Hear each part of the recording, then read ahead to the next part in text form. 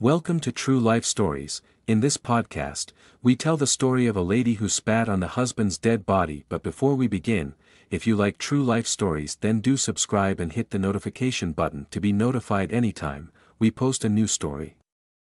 This is how the story was narrated. My name is Susie, and I want to share my life story to advise and warn our young men and women out there.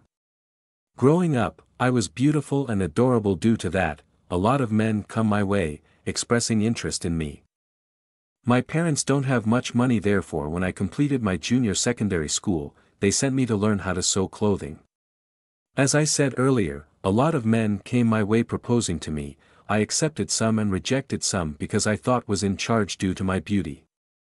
So, within the area that I live, I met this young man who was doing well. I accepted him with the mind that I would spend his money. I would take him as one of those foolish men who come my way and just spend his money. Because he loved me, he provides me with everything, unless I don't ask. The moment I ask, he would give it to me. However, within me I don't love him at all, I only want his money. All these whiles, I never allowed him sleep with me too because he was not attractive to me, and I don't love him as well.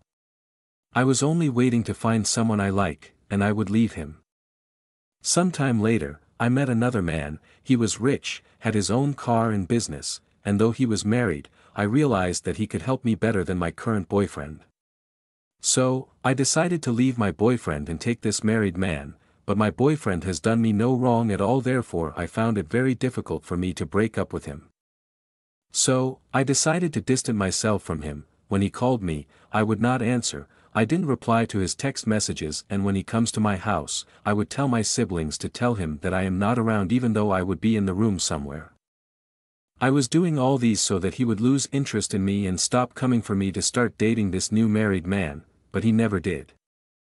I therefore decided to do something horrible to him to stop coming after me. So one day, he called to inform me that he wanted us to discuss something, and if after the discussion I'm still not interested in the relationship any longer, we could go our separate ways. I agreed and went.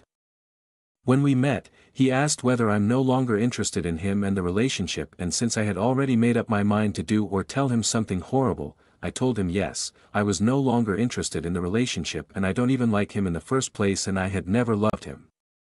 After saying these and more, he stood up and said, "You have really hurt me with what you have just said. From today onward I would have nothing to do with you again." I also repeated same, and we went our separate ways. This gave me the opportunity to start dating the married man. He was good to me, he gave me money and travel around with him. It got to a point I lost interest in my apprenticeship. I didn't know what happened, but one day, I was at home when I was told that someone is after me, so I went out to find out who it was, not knowing it was the wife of the man I was dating. She then warned me to stop seeing her husband if I want to live. I was shocked as to how she got to know where I was staying. When I called the man, he told me not to call or text him again. He even went ahead to block my number on his phone, and so I never heard of him again. I then continued with my apprenticeship and completed successfully and started working for other fashion designers since I was not able to establish myself. It was like this until one day, I went to a popular bean and gari base within my area to buy some, and there, the beans seller told me that my former boyfriend that I broke up with had been looking for me for a while now, and with my permission, she would give my telephone number to him. I was surprised at this because since we broke up about 4 years ago, I have not set eyes on him again. Why is he looking for me now?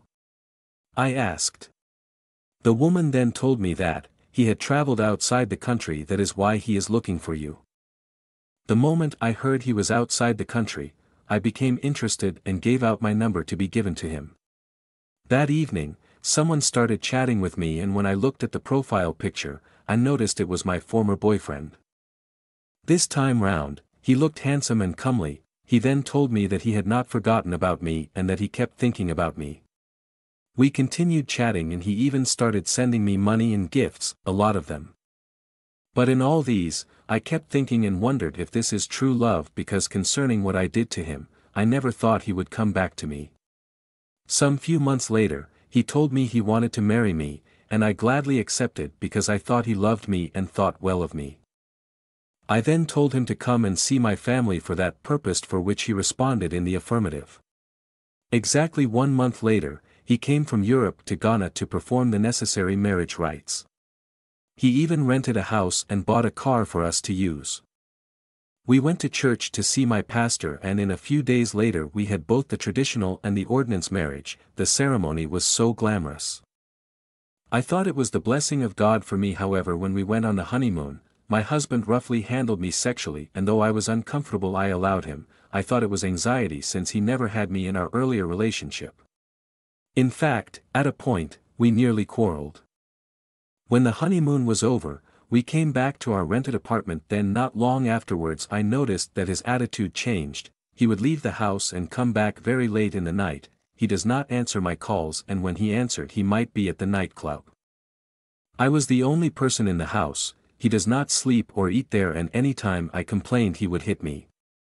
In fact, he changed completely, and I had no one to talk to.